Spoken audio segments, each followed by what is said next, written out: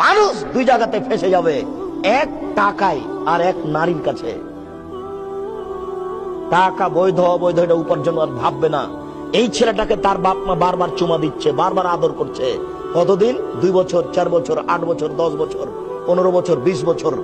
এবার ছেলে পড়াশোনা বাদ দিয়েছে। যখন তখন মা বলছে, কি করবি পড়াশোনা বাদ দিলে? কি করবি? টাকা পয়সা ইনকাম কর, টাকা পয়সা ইনকাম কর। চিন্তা করছে যে মাও তো আমাকে ভালোবাসছে না, যে মা চুমা দিচ্ছিল, আদর করছিল। তাহলে ওই বুঝবে যে টাকার প্রয়োজন আছে। যার সাথে চেনার কথা হচ্ছে সেও টাকা চায়, বাপ মাও টাকা চায়, রিক্সাওয়ালাও টাকা চায়, ভ্যানওয়ালাও টাকা চায়। তাহলে বোঝা যাচ্ছে যে টাকা ছাড়া তার কোনো কাজ চলে না। তখন সে হন্যে হয়ে নেমে পড়ে, তাকে টাকা ইনকাম করতেই হবে।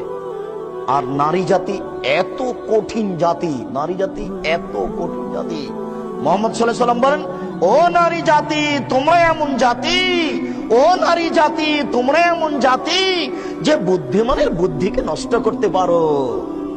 আপনাদের চেয়ারম্যান সাহেব হুঁশিয়ার মানুষ, বুদ্ধিমান মানুষ, গিয়ে ওই বাসে উঠেছেন, দেখছেন যে একটা মেয়ে বসে আছে, জায়গাটা খালি আছে পাশে।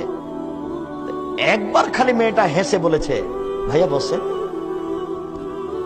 একবার হেসে বললে আর কিছু লাগবে না। এবার চেয়ারম্যান সাহেব যতক্ষণ পর্যন্ত থাকবেন ততক্ষণ পর্যন্ত তাকে বলতে থাকবেন, তোমার নাম কি, তোমার বাপের নাম কি, তুমি কি করো, বাঁচার কোনো পথ নাই। এক ভাইয়াতে একবারে শেষ ইমান। এটা নারী।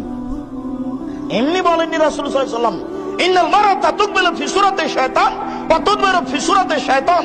নিশ্চয় নারী শয়তানের বেশ ধরে আসে, নিশ্চয় নারী শয়তানের বেশ ধরে যায়, নিশ্চয় নারী শয়তানের বেশ ধরে আসে, নিশ্চয় নারী শয়তানের বেশ ধরে যায়। তিনি বলেন, ইন্নান নিসা হাওয়াইলুশ শায়তান।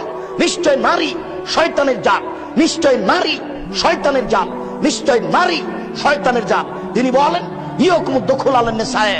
পৃথিবীর মানুষ সাবধান, নারীদের কাছে যায় না, গেলেই বিপদে পড়ে যাওয়া। পৃথিবীর মানুষ নারীদের কাছে যায় না, গেলে বিপদে পড়ে যাওয়া। তিনি বলেন, ইয়াকুমুল মুগিবাত, সাবধান, যেই মহিলার স্বামী নেই ওই বাড়িতে যায় না, গেলে বিপদে পড়ে যাওয়া। পৃথিবীর মানুষ সাবধান, যেই মহিলার স্বামী নেই ওই বাড়িতে যায় না, গেলেই তুমি বিপদে পড়ে যাবা। তিনি বলেন, লা তাখলুনা বিরাজুলিন ইল্লা কানা সালিসু শায়তান, লা তাখলুনা রাজুলুন বিইমরাতিন। কোন নারী যেন কোন পুরুষের সাথে নির্জন একত্রিত না হয়, কোন পুরুষ যেন কোন নারীর সাথে নির্জন একত্রিত না হয়। নির্জনে একত্রিত হলেই তৃতীয় জন হবে শয়তান। খুব সাবধান। তিনি বলছেন, ফাত্তাকুদ দুনিয়া ওয়াত্তাকুন নিসা। তোমরা পৃথিবী থেকে বেঁচে থাকো, নারী থেকে বেঁচে থাকো। তোমরা পৃথিবী থেকে বেঁচে থাকো, নারী থেকে বেঁচে থাকো। নারী বিপজ্জনক বস্তু। পুরুষের জন্য দুইটা বিপজ্জনক বস্তু, এক টাকা, দুই নারী। মানুষ এখানে বিপদে পড়েছে, তা বুঝতে চায় না। উপস্থিত বৈঠকের দু একজন মুসলিম বোন যারা হয়তোবা বক্তব্য শুনছেন, নাও শুনতে পারে, দু একজন যদি থাকেন, তাহলে হয়তোবা তিনি বলবেন, কি ব্যাপার আব্দুর রাজ্জাক সাহেব, আমাদের উপরে খেপে গেলেন নাকি? এত আমাদেরকে দুর্বল বলে গালি দিচ্ছেন কেন? জি না, আপনি আমার দিনী বোন, আপনাকে গালি দিব কেন? আরে আপনাকে তো খাদিজার মতো মনে করি, আপনার গালি দিয়ে আপনাকে নিন্দা করব কেন? আপনাকে তো খাদিজার মতো মনে করি। দেখেন দেখেন দেখেন, একটু আপনি একটু দেখেন, জিবরাইল আলাইহিস সালাম আমাদের নবীকে বলছেন, জিবরাইল আলাইহিস সালাম আমাদের নবীকে বলছেন, মুহাম্মদ ওই যে দেখেন খাদিজা আতাত বিকাবিন ফিহি ইয়াদাম, ও একটা বাটি নিয়ে আসছে। মুহাম্মদ ওই যে দেখেন, ওই যে দেখেন খাদিজা, ও একটা বাটি নিয়ে আসছে, তাতে তরকারি আছে। শুনুন, আসলে আপনি বলবেন, খাদিজা ইকরিউ আলাইকে আসসালামু রাব্বুকে, তোমার প্রতিপালক তোমাকে সালাম দিয়েছেন, জিবরাইল তোমাকে সালাম দিয়েছেন, আর তোমার জন্য একটা জান্নাতের কথা বলেছেন, যে জান্নাতে কোনো হইচই নেই, যে জান্নাতে হীরা মুক্তা মাণিক্য দ্বারা তৈরি। এই কথা বলে দেন বুখারী মুসলিম। খাদিজাকে সালাম দিয়েছেন আল্লাহ, এই কথাটা জিবরাইল আলাইহিস সালাম বলছেন। মুহাম্মদ ওই যে খাদিজা, ওই যে ওই যে বাটি হাতে করে আসছে, আসার সাথে সাথে বলবেন, খাদিজা তোমাকে আল্লাহ সালাম দিয়েছে গো, তোমাকে আল্লাহ সালাম দিয়েছে, তোমাকে জিবরাইল সালাম দিয়েছে।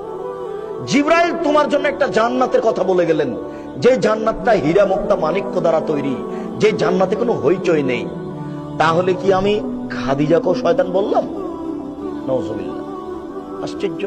আপনার নিন্দা করব মানে আপনাকে খাদিজার মতো মনে করি, আপনাকে নিন্দা করবো কেন? আপনাকে আয়েশার মতো মনে করি। আয়েশা মানে দেখবেন এক মিনিট, আয়েশা মানে দেখবেন এক মিনিট, আপনাকে আয়েশার মতো মনে করি। আয়েশা রাদিয়াল্লাহু তাআলা আনহাকে আপনি এক মিনিট দেখেন।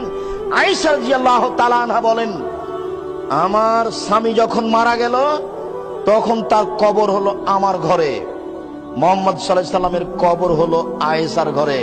আয়েশা রাদিয়াল্লাহু তাআলা আনহা বলেন, আমি তখন ঘরে এমনিতেই ঢুকি। কেন? এটা আমার স্বামীর কবর।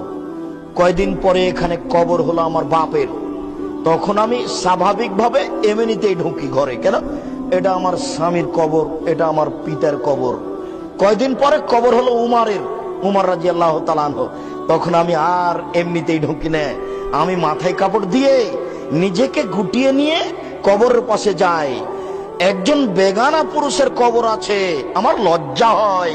এখানে একজন বেগানা পুরুষের কবর আছে, আমার লজ্জা হয়। আয়েশা কবরকে লজ্জা করেন, তাই তিনি মাথায় কাপড় দিয়ে যান। আর আপনি একজন মাস্টার ডিগ্রি পাস মহিলা, এখন বসে আছেন মাথায় কাপড় না দিয়ে। আপনাকে বলবো না মানে আপনি বলেন কি? আপনি তো বেহায়া, আপনার কোনো লজ্জা নেই। আপনাকে বলতে এসেছি শুধু রাজশাহী থেকে, আপনার পরিবর্তনের জন্য এসেছি। আপনার লজ্জাবোধের দাবি রাখি, আপনার লজ্জাবোধের দাবি রাখি, আপনার লজ্জাবোধের কামনা করি। আপনার পরিবর্তনের জন্য এসেছি, আপনাকে বলবো না মানে আপনি বলেন কি?